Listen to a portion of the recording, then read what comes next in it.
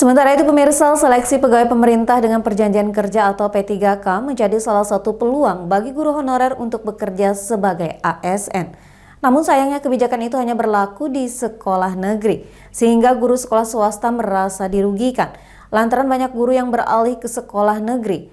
Hal itu disampaikan salah satu pengurus Aisyah wilayah Banjarmasin. Ketua Komisi 1 DPRD Kalsel Rahman Nurlias kembali melaksanakan kegiatan reses. Kali ini bersama pengurus Aisyah Banjarmasin berlangsung di SDN Alam kawasan Banyuanyar. Sebagaimana pada reses sebelumnya, Rahmah lagi-lagi banyak mendapat usulan dan saran dari para ibu Aisyah ini yang berharap dapat memberikan solusi. Permasalahan tersebut diantaranya terkait tunjangan guru honor yang sering terlambat, serta kebijakan pengangkatan guru P3K yang hanya ada di sekolah negeri, sedangkan swasta tidak tersentuh, dan akhirnya bagi guru swasta yang sudah mengabdi 20-30 tahun tidak bisa merubah nasibnya. Dan akhirnya mereka mencoba mengadu nasibnya ke sekolah negeri dan rela meninggalkan sekolah swasta. Oleh karena itu, kebijakan pengangkatan guru P3K diharapkan tidak hanya di sekolah negeri saja, melainkan harus ada di sekolah swasta. Selain itu, pemerintah diharapkan juga dapat memetakan guru-guru yang sudah lama mengabdi untuk mendapat perhatian. Tunjangan guru swasta ini sangat diharapkan bisa lancar, bisa terjadwal dengan baik sehingga mereka itu tidak merasa PHP gitu. Selain itu, guru-guru yang diangkat P3K ini kebanyakan hanya di sekolah negeri yang diangkat, sementara guru-guru honor yang di sekolah swasta tidak tersentuh.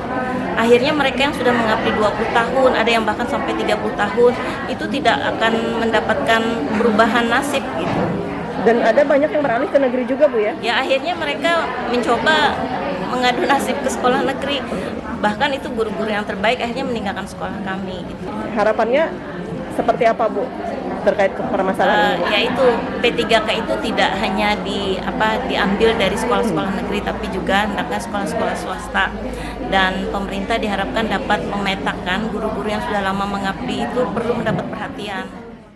Menyikapi adanya kebijakan P3K yang hanya ada di sekolah negeri, sementara sekolah swasta tidak tersentuh, hingga akhirnya guru swasta harus pindah ke sekolah negeri, Rahmah berharap pemerintah pusat bisa membuka peluang seluas-luasnya untuk pengangkatan P3K bisa menyentuh sekolah swasta.